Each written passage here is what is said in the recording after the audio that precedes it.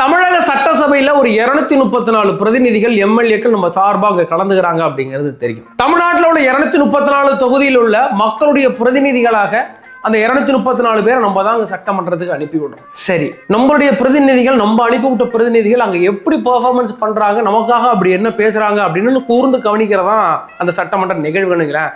கடந்த காலகட்டங்களில் இத்தனை காலகட்டங்கள்ல இதுவரையிலும் மக்கள் சட்டசபையை பார்த்ததா ஒரு அதிகமா பார்த்தது சரித்திரம் கிடையாது. அரசியல் புரிதல் உள்ள அங்க என்ன நடக்குன்னு தெரிஞ்சுக்கிற கொஞ்சம் பேர் பார்ப்பாங்க அப்படின்னு வச்சுங்களேன்.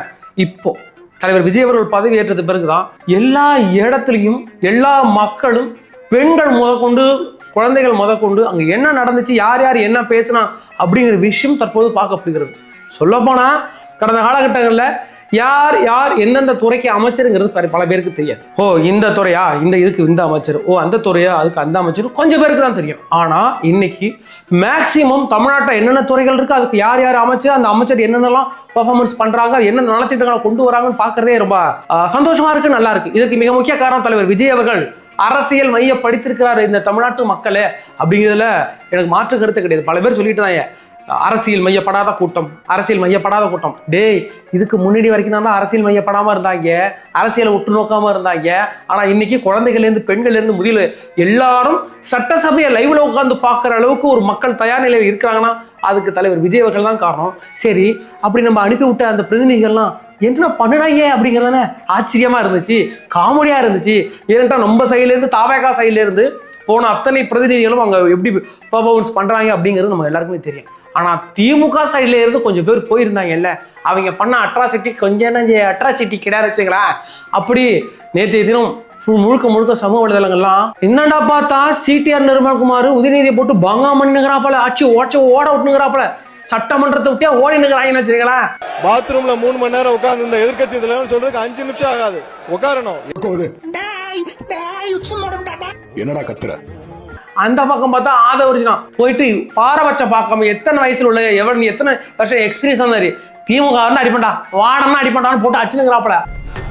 எதிர்கட்சி என்ன சொல்ல இல்ல என்ன சொல்ல வரதான் தெரியாம நிறுத்துக்கணும். என்ன அங்க 57 பேர் இருக்காங்க.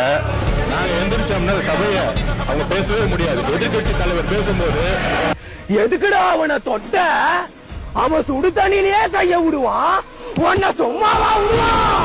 சட்டசபை எவ்வளவு மஜா நிகழ்வு நடந்துச்சு அப்படிங்கிற விரிவாக பார்க்கலாம். வாங்க வீடியோக்குள்ள போலாம். நான் உங்கள் யங் தாத்தா.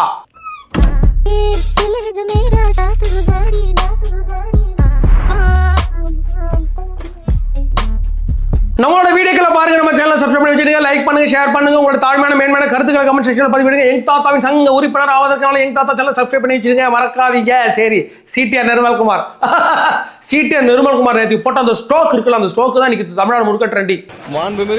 மாண்புமிகு பாத்ரூம்ல நீக்கிட்டீங்களா? மாண்புமிகு பாத்ரூம்ல 3 மணி நேரம் உட்கார்ந்து மாண்புமிகு பாத்ரூம்ல நீக்கிட்டீங்களா? மாண்புமிகு பாத்ரூம்ல 3 மணி நேரம் உட்கார்ந்து பாத்ரூம்ல 3 மணி நேரம் எவ்வளவு நேரம்? 5 நிமிஷம் ஆகுமா? அம்மா பொண்ணு புள்ள இந்த பக்கம் பார்த்தா சோன்னு மழை. மாண்புமிகு உறுப்பினர் உட்காருங்க. அவை முன்னவர் முடித்தோட உட்காருங்க. அவை முன்னவர் மாண்புமிகு பொதுப்பணித்துறை அமைச்சர் இந்த பக்கம் பார்த்தா சோன்னு மழை. டாய்லெட்ல கூட அமைதியா இருக்க விட மாட்டியா? யார் அவன் இவ்வளவு டென்ஷன் ஆவறானே? டேய், என்னடா பொறம்போக இடத்துல பட்டா போட்ட மாதிரி உட்காந்துட்டு ஏண்டா உனக்கு வெக்கமா இல்லையா? கக்கூஸ்ல லைப்ரரி மாதிரி புக் படிச்சுட்டு இருக்கிற, சைட்ல வர வாட்டர் பாட்டில் சாப்பிடுறது பாப்கார்ன் வேர்களை என்ன வச்சிருக்கிறியா? மச்சாங்க வந்து பாரு, ஆமா ஆய் போட்ட மாதிரி ஒருத்த உட்காந்துட்டு இருக்கிறான். எங்க பார்த்தாலும் சோன்னு மழை. ட்விட்டர் ஓபன் பண்ணா சீட்டியர் வராப்பல. மாண்புமிகு பாத்ரூம்ல 3 மணி நேரம் உட்கார்ந்து இந்த எதிர்கட்சி தலைவர் ராஜ் செம்மையா யோசிச்சுக்கிட்டு இருக்கா மச்சான். ஐயே, இந்த அங்கிள் அழுறாரு. ராஜே அழகா வாட்ஸ்அப் ஓபன் பண்ணா அவர்தான் வராப்பல. இது அசிங்கமா அது அசிங்கமா? கக்குசா காவலா காவலா கக்குசா காவலா கக்குசா கக்குசா காவலா? நான் காவலே இருக்கிறேன். வெரி குட், கிளிங்கிறேன். சமூக வலைதளங்கள் எந்த மொபைல ஓபன் பண்ணாலே சீட்டியர் வராப்பல, போட்டு படம் படந்துட்டு இருக்காங்க.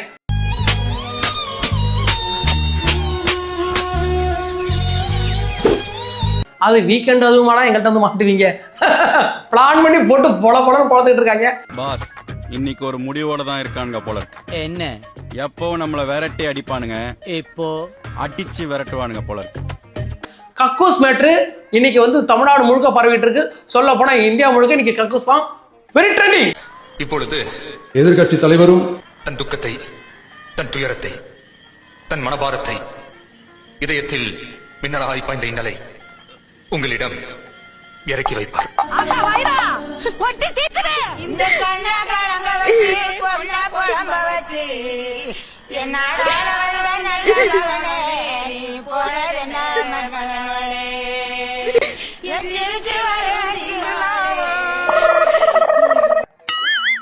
எனக்கு தெரிஞ்சு சட்டசபையில பாட்டனை, அப்பனை, மோனை 3 பேரையும் போட்டு பங்கம் பண்றது நம்ம ஆளுங்களாம். மஞ்சத்துண்டு எதுக்கு போட்டான்னு எங்களுக்கு தெரியாத அப்படின்னு சிடிஆர் போட்டு பணம் தோறா போல.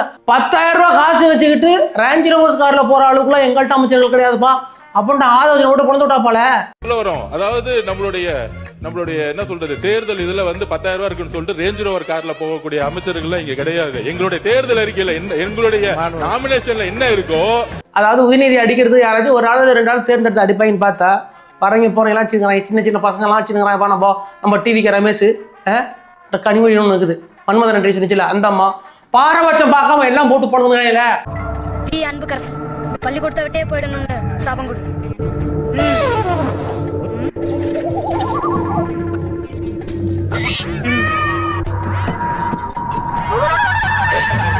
சண்டிக்கரப்பா சாவக்காரா, நீ அன்புக்கரசு இந்த பள்ளிக்கூடத்தை விட்டே போயிடணும்.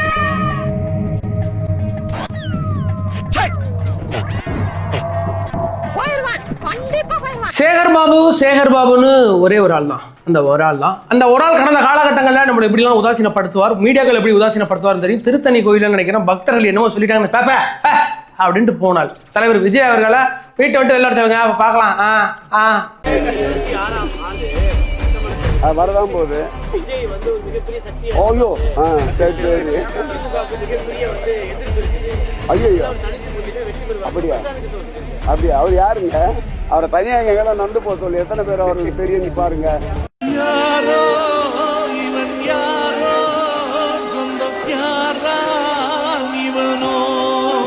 கழுத்து வாய் விடவான்னு. ஆனா இன்னைக்கு சட்டசபையில் உட்காந்துக்கிட்டு என்ன பண்றது, இந்தாட்டி அடிக்கிறாங்க, சின்ன பசங்க நகராங்க. நமக்கு பதில் சொன்னா மட்டும் டிவிக்கு ரமேஷ் மட்டும் அடிக்க விடுறாங்க, சின்ன பையன் வரக்கிறான் அட்டி மொரட்டாட்டி.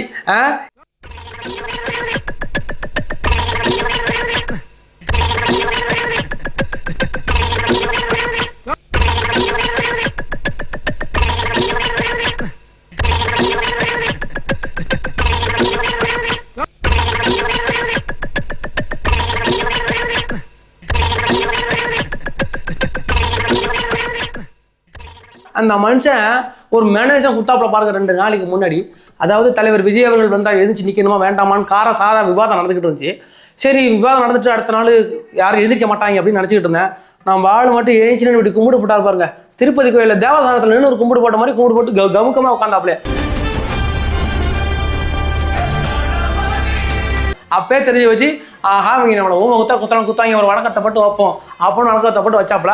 கடைசியாக நான் எப்போ பார்த்தோம் இந்த பார்ட்டி ஃபண்டு மேட்ரப்ப பார்த்த விழின்னு ஒரு அந்த குணப்படத்தில் வந்த மாதிரி பார்த்துருந்தாப்புல. அப்போதான் கடைசியாக பார்த்தேன். உண்மையிலே வந்து தாவேக சைடாக அட்டாக் பண்ணுறதுன்னு ஒரு பெரிய குரூப் ஒரு கார்டு மாதிரி வச்சிருக்கிறாங்க. அதில் வந்து பார்த்தீங்கன்னா ஃபர்ஸ்ட் வந்து நம்மளுடைய ஆதவர்ஜனா என்ன கேள்வி கேட்டால் பொசுக்கு நெஞ்சாப்பல. அன்னைக்கு கேட்டுட்டு இருக்கும் போது திடீர்னு நம்ம நேருக்கு வெதர் கட்டு வச்சு அப்படின்னு முறைக்கிறாப்பல. ஐயோ அப்படிங்கிற மாதிரி தான் பார்த்துட்டு இருக்காங்க. சட்டமன்ற உறுப்பினர் செக் பவர் இருக்கா? பெரும்பாலும் தேர்தலில் நாங்க பிரச்சாரத்துக்கு போகும்போது சொன்னது, நிறைய இடத்துல எம்எல்ஏவை நாங்க பார்த்ததே கிடையாது. நம்ம ஆதவர்ஜனா என்ன கேள்வி கேட்டாலும் அட்டாக் பண்றது ஒரு ஆள் இருக்கு.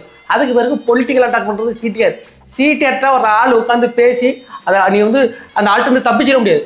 ஷார்ட்டாக ஒரு வீடியோ போட்டுக்கிறாப்புல, சிடிஆரை கூப்பிட்றாப்புல 1 மணி நேரம் என் முன்னாடி உட்காந்து பேச பார்ப்போம். 1 மணி நேரம் என்னால் பேச முடியுமா அப்படின்னு. சரி இவருக்கு நினப்பு, நான் தமிழ் கட்சியில் உள்ளவங்கலாம் அப்படி தான் நினப்புன்னு வச்சுக்கிறேன். இடையில பார்க்குறவங்க பசங்க ஒரு வீடியோ ஷேர் பண்ணிவிடுவாங்க. சீட்டியார் வரும்போது அப்படி பம்மிட்டு இப்படியே பின்னாடி போய் ஒரு அட்டாக் பண்ணி உட்கார்ந்தாப்புல. நிர்மல்குமார் உட்கார வச்சு ஒரு மணி நேரம் ஒரு டிஸ்கஷன், 1-to-1 வாங்க, 1-to-1 ஒரு மணி நேரம். என்னுடைய சரௌண்டிங்ல எனக்கு இல்ல எதிரி, நான் நடந்து வந்தல குசிமிங்கெல்லாம் ஓடுறேன் பாசதிரி. ஏன்னா நீடா அட்லீஸ்ட் ஒரு அமைச்சர் வராப்ல, ஹாய் ஹவாரியோ, நான் அவளை பத்தி நிறைய பேசியிருக்கேன், மன்னிச்சிருக்கேன் அப்படின்னாலும் கை கொடுத்துருக்காம்ல. பார்த்தோன்னே 10 அடி பேக்ல வராப்ல. பாரு உனக்கு வேற கல்ல சாமா வாங்கிட்டேன் என்னப்பா. சரிப்பா. ஆபத்து வந்தவன அப்படியே கஸ்டமரா மாறி கிளம்பிட்டாங்க. தாவேகா எம்எல்ஏ யாரு பார்த்தாலும் சரி, தாவேகா மினிஸ்டரை பார்த்தா சாட்டைக்கு ஒண்ணுக்கு போயிடும். சும்மா வீடியோ கேமரா இது மாதிரி கேமரா தானே உட்காந்து பேசும். என்ன இருக்கு, நான் பெரிய ஆளுடா, ஏன் காலத்துக்கு மேல போறது காலில் ஒழுங்கடா அப்படிங்கிறது கேமராவுக்கு முன்னாடி மட்டும்தான். நம்ம எம்எல்ஏக்களை மினிஸ்டரை பார்த்துட்டா 10 அடி 15 அடி பின்னாடி வந்துடுறாப்பல. நீ எல்லாம் விஜய் அப்படின்ற ஒரு நபரை நேரில் பார்த்தா ஒண்ணுக்கு போயிடுவேன். ஒண்ணுக்கு இதுவரையும் தாவேகா வந்து பொறுப்பேற்று சட்டமன்றத்தில் உள்ள போனதுக்கு பிறகு 3 வாட்டி திமுக இன்னைக்கு வெளிநடப்பு போறேன். வெளிநடப்பு அப்படிங்கிறது மக்கள் பிரச்சனையில நீங்க காதுல வாங்கல, மக்கள் பிரச்சனை எடுத்து நீங்க பேசல அப்படின்னு சொன்னா இல்ல, இந்த இடத்துல நாங்க இருக்க மாட்டோம், வெளிநடப்பு பண்றோம் அப்படிங்கிறது இது வந்து ஒரு எதிர்ப்பை காமிக்கிறேன், மக்கள் மனநிலையில நாங்க எதிர்ப்பை காமிக்கிறேன்னா அப்படின்னு ஒரு அர்த்தம். ஆனா இவங்க அப்படிலாம் கிடையாது. என்ன அடிச்சிட்டீங்களா, என்ன ஓவரா அடிச்சிட்டேன், நான் போறேன்டா வெளில. முதல் நாள் எனக்கு தெரியுமா, முதல் நாள் தலைவர் விஜய் அவர்கள் வந்து அந்த ஃப்ளோர் டெஸ்ட் பண்ணப்ப வெளிநடப்பு பண்ணிட்டாங்க. என்ன நான் இருக்க வேண்டிய இடத்துல எங்க அப்பா இருக்க இடத்துல நீ உட்காந்துருக்கிறியா, எனக்கு பிடிக்கல, நான் போறேன்டா அப்படின்ட்டு போனான். சரி, அதற்கு பிறகு ஓவர் அட்டாக் பண்ணதுனால தாக்கு பிடிக்க முடியாம 2வது வாட்டி போனாங்க. அதுக்கு காரணமே கிடையாது. 3வது வாட்டி இப்போ போனது அமுதன் கொலை வழக்கில் வந்து நீங்க சரியான பதில் சொல்ல அப்படின்ட்டு அவங்க போனாங்க. அதை கூட ஒரு வகையில் ஏற்றுக்குவேன், அது கூட மக்கள் பிரச்சனை. அதுக்கு மொதல் வாட்டியா போனேன், அடி தாங்க முடியாம போனேன். நம்ம சீட்டு யாரும் ஆதரிச்சுன்னா புஷியானது இறங்கிட்டு அடிச்சாங்கிட்டாங்க, பொழந்துட்டாங்க, அதனால ஓடுனேன். இப்படி திமுக எந்த ஒரு காரணம் இல்லாம இப்போ ஓடிட்டு இருக்குல்ல. இப்படிப்பட்ட திமுகவை சில பேர் வந்து இப்பதான் திமுக இந்த சட்டசபையில பார்த்துருப்பீங்க. ஒரு 10 வருஷமா அந்த சட்டசபையில அவங்க என்ன பண்றாங்கன்னு பார்த்தேன். சட்டசபையில அவங்க பண்ற அட்டூழியம் மாதிரி எவனும் பண்ண மாட்டாங்க. அது ஜெயலலிதா ஆட்சி காலத்தோட அடக்கமா இருந்தாங்க.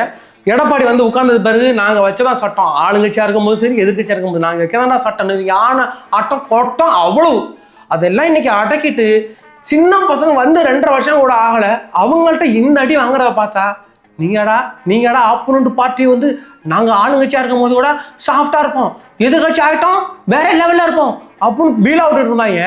இன்னைக்கு இருக்கிற இடம் தெரியாம இருக்கிறாங்க. நம்ம அப்பா இருக்கிறாப்படியில, அப்பா பாவம் தான் மனுஷன் யாரு, நம்ம முக ஜாலின் ஐயா. வீட்டில் உட்காந்து நம்ம பிள்ளைங்க அடி வாங்குறதையும் பார்த்து ரசிக்க முடியாது. வீட்டில் ஏனமான விளக்கிக்கிட்டு ஏதாச்சும் ஹெல்ப் பண்ணிக்கிட்டு சட்டமன்றத்தை லைவ்ல பார்த்துட்டு, நான் சொன்ன குடும்ப தலைவர்கள்லாம் கூட இன்னைக்கு சட்டமன்ற லைவ் பார்க்குறாங்கன்னு சொன்னா அது வேற யாரும் கிடையாது, நம்ம முக ஸ்டாலின் ஒரு ஆள் தான். நீங்களா பார்த்துட்டு இந்த அடி வாங்கிட்டு இருக்காங்களே, கொஞ்சம் கூட வைக்கல. போட்டு ஒரு வீடியோ எழுதி போட்டு விடலாம்ல, தொட்டுப்பார் சிண்டிப்பார், எங்க சட்டமன்றத்தில் வந்திருக்கிற எங்க எம்எல்ஏக்கள் தொட்டுப்பார் சிண்டிப்பார் அப்படின்னு. சீண்டி பார்த்தா தாங்க மாட்டீங்க. உங்களுக்கும் எல்லா அரசியலும் தெரியும். இது மிரட்டல் அல்ல, எச்சரிக்கை. உங்களுக்காக நான் இருக்கிறேன், எனக்காக நீங்கள் இருக்கீங்க. தேர்தல் களம் காத்துக்கிட்டு இருக்கு. அதுல நாம இவங்களை சந்திப்போம். எதையும் தாங்கும் இதயம் உண்டு, இதையும் தாங்கி கடந்து செல்வோம், 40லும் வெல்வோம். நன்றி, வணக்கம். ஆட பிக்காளிப்பல 1/2 மணி நேரம் கதையா சொல்லிருக்கேன், அம்பட்டுக்கு சரிங்க ஒரே வார்த்தை அடி வெளுத்து விட்டுக்கிறாங்களே. இப்படி சொல்லு பார்ப்போம். நேற்று அந்த 59 எம்எல்ஏக்களுக்கு எங்க யாருக்கும் கார் வேண்டாம் அப்படின்னு சொல்லிக்கிறாப்பல இவர் உதயநிதி ஸ்டாலின். உடனே ஆதரிச்சுனா பொசுக்குனே தராப்பல. என்ன நம்பாலும் சரி, நம்ம சபாநாயகரும் அவ்வளவுதான், மாண்புமிகு பொதுப்பணித்துறை அமைச்சர், எதுக்கு எடுத்தாலும் மாண்புமிகு மின்சாரத்துறை அமைச்சர், வேற யாருக்கும் புரியல. நீங்களும் விட்டு அடிக்கடா ஃப்ரெண்டு, நீங்க போங்கடா ஃபர்ஸ்ட், கபடிக்கு போற மாதிரி போயிட்டு வந்துடுறாங்க. மரியாதையா சொல்றேன், எவனா இருந்தாலும் மரியாதை அவ வீட்டை முத பாருங்கடா.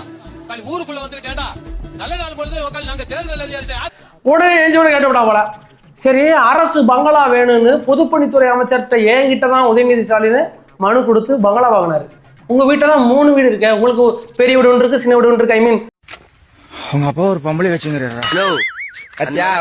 அந்த மேல கிடையாது. நான் சொன்னா நீ நம்பல பத்தியா? போதுமா? அப்ப நல்லா போன நல்லப்பா, அவன் நல்லப்பா, அதெல்லாம் கிடையாது. ஒரு நீலாங்கரை ஒரு வீடு இருக்கு, ஒரு 3 வீடு இருக்கு. அப்புறம் எதுக்கு அரசு பங்களா கேட்டீங்க? உடனே பங்களா இருக்க. அதே மாதிரிதான் காரும், எம்எல்ஏக்களுக்கு கார் இல்லைன்னா கார் கொடுப்போம், இருந்தாலும் கொடுப்போம், கொண்டு போங்க அரசு கார்ல அப்படின்னு சொல்லிவிட்டாப்பல. எதுக்கு எடுத்தாலும் ஆதாரிஜினா விட்டு அடிக்கதான் நான் வன்மையா கண்டிக்கிறேன். 6 அடி ஹைட்ல அண்டர்டேக்கர் மாதிரி இருக்கிறாப்பல, பார்த்தாலே பயப்படுறாங்க. நேரஞ்சு பாக்குறாப்லையே இவன் வச்சானடா அப்படி மாதிரிலாம் பார்த்துருக்காங்க. பாவமா இல்லையா? எனக்கு ரொம்ப இந்த கில்லி படத்துல வர மாதிரி தான் அந்த சட்டசபையே நடந்துகிட்டு இருக்கு. உள்ள விட்டு வேலு ரைடு பண்ணா மாசா இருக்கு அப்படிங்கிற மாதிரி நம்மளால ரைடு போயிட்டு இருக்கிறானுங்க. நம்ம கவுண்டமாலையன் கனிமொழி ஒரே ஜாலிதான் சொல்றான். என்னையா நீ வந்து ஜோய்ஸா கனின்னு சொன்ன அப்படின்னு போட்டு அந்த அம்மா போட்டு ஒரே மஜா பண்ணிட்டு உட்காந்துருக்கு. தலைவர்கிட்ட 2-3 வீடு இருக்கு. ஆனா அரசு பங்களால இருக்கிறாருல்ல,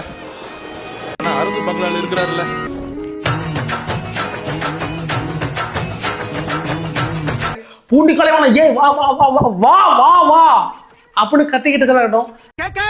இந்த நாள் உன் டைம்ல நோட் பண்ணி வச்சுக்கோ. எப்படி எங்களை ஏமாத்தி குடிக்க வச்சு சோமியாட்ட கெட்ட பேர் எடுத்து குடிக்க அதே போல.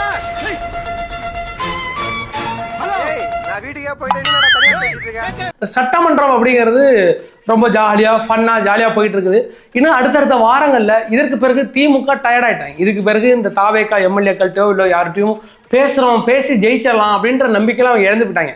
ஏன்னு கேட்டா இன்னைக்கு வந்து ஒரு 40 வருஷம் 50 வருஷம் எக்ஸ்பீரியன்ஸ்டு கை தான் உட்காந்துருக்காங்க திமுக சட்டசபையில். அதிமுக பாத்தீங்களா எதுக்காச்சும் சவுண்டு போடுறாங்களா? ஏஜி மின்னலை முழுங்கி மின்சாரத்தை கொப்பளிக்கும் எங்கள் எடப்பாடி ஐயா அவர்களே அத்தோட முடிச்சுக்கிறாங்க. எங்களுக்கு அது போதும். எடப்பாடிக்கு 2 பாராட்டு, நாங்கள் எங்களோட குறைய 2 நிமிஷம் சொல்றோம்.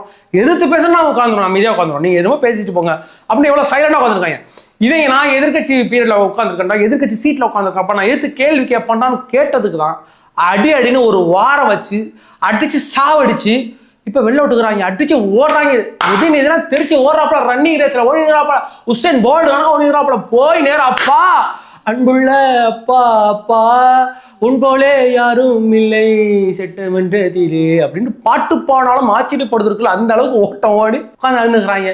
இந்த திமுக எம்எல்ஏக்கள் அந்த 59 பேரும் இன்னும் வாழ்நாள்ல அந்த சட்டமன்றத்தில் உட்காந்து இனிமே நாம தாவேக்காவை அட்டாக் பண்ணிடலாம் அப்படின்ற எண்ணத்தெல்லாம் விட்டுட்டு நீ விலை கொடுத்து வாங்க வைப்பாங்க. அடுத்தது இது என்னன்னா இதுக்கு பிறகு டிவிக்கில் உள்ள எம்எல்ஏக்களை விலை கொடுத்து வாங்குவோம். இதுக்கு பிறகு அவங்கள்ட்ட சண்டை போட்டு ஜெயிக்கிற அளவுக்கு நமக்கு திராணி இல்லை. எலெக்ஷன்லயும் நம்மளை அடிச்சு ஓட விட்டாங்க, சட்டமன்றத்திலையும் அடிச்சு ஓட விட்டுருக்கிறாங்க. இதுக்கு பிறகு நம்ம கிட்ட வாய் வார்த்தை வேண்டாம், 4 எம்எல்ஏக்களை தூக்கலான்னு அடுத்த பிளான் ஓடிக்கிட்டு இருக்கிறதாக தற்போது நியூஸ் வந்திருக்கு. இன்னைக்கு இனிமேல் எத்தனை நியூஸ் வந்தாலும் சரி, எத்தனை அமௌண்ட் வரைக்கும் ஏற்றாங்களாம். ஒரு ஆளுக்கு இத்தனை கோடி, 35 கோடியிலேருந்து 50 கோடி வரைக்கும் ஒரு ஆளுக்கு தரேன்னு சொல்லி வரைக்கும் ஏற்றிருக்காங்களாம். அதெல்லாம் கேஸ் நடந்துகிட்டு இருக்கு. இன்னைக்கோட நம்மளுடைய செந்தில் பாலாஜி லஞ்ச ஒழிப்புத்துறை வந்து இன்னைக்கு வந்து சம்மன் அனுப்பியிருக்கு. இன்னைக்கு விசாரணைக்கு போறாப்பட அந்த இது டாஸ்மார்க் ஊழல்ல இன்னைக்கு சில அந்த விசாரணை கொடுத்த அந்த தரவுகளின் அடிப்படையில் அவர்கள் அந்த லஞ்ச ஒழிப்புத்துறையில இன்னைக்கு செந்தில் பாலாஜியை கொண்டு வச்சு அடிக்கலாம் மாட்டாங்களாம். உண்மையில பயப்படாம நீங்க போகலாம். தகுடு தகுடு தகுடு தகுடு தகுடு தகுடு தகுடு தகுடு தந்தானே தந்தானேன்னு டான்ஸ் ஆடிட்டு கேட்குற கேள்விக்கு பதில் சொல்லிட்டு ஆடுறாமா ஆடு ஆடு ஆடு சொல்லு சொல்லு ரத்தீஷ் எவ்வளோ அமௌண்ட் கொடுத்தானோ அடிச்சு உண்மையை கறக்க விட்டு கொண்டு வந்துடுறாங்க. இப்படிதான் ஓடிக்கிட்டு இருக்கு. அதனால மக்களாகிய நீங்கள் பார்த்து கொண்டிருக்கிறீர்கள். உங்களோட தாழ்மையான மேன்மையான கருத்துக்களை கமெண்ட் செக்ஷன் பதிவிடுங்கள். இந்த சட்டமன்றத்தில் உங்களுக்கு மாசம் சூப்பரா என்டர்டைன்மெண்டா இருந்த நிகழ்வு எந்த நிகழ்வு, எவ்வளோ நிகழ்வு நடந்துச்சு. கருணாநிதியை மஞ்சள் துண்டு வச்சு அடிச்ச கதையாக இருக்கட்டும், உதயநிதி ஸ்டாலினை டாய்லெட்டை கொண்டு வச்சு அடிச்ச கதையாக இருக்கட்டும், ஒரு 10,000 வச்சுக்கிட்டு ராயல் ஸ்டோரியால் உங்க அப்பா போனாண்டான்னு சொன்ன கதையாக இருக்கட்டும், உங்க அப்பனையே காணும்டா, என்னடா நீ வந்து லாட்டிங்கிற லாட்டி பணம் வேணும், உங்க அப்பனை காணும்டா, உங்க அப்பனை கேண்டான்னு சொன்ன அந்த விஷயமாக இருக்கட்டும். திமுக அமல்களை வச்சு செஞ்சு சிறப்பான சம்பவங்கள் இருக்கு. அந்த சம்பவங்களை உங்களுக்கு பிடித்த சம்பவங்களை கமெண்ட் செக்ஷன்ல பதிவிடும். வேற ஒரு வீடியோ சந்திக்கும் வரை உங்களது விடுவது நான் உங்கள் யங் தாத்தா.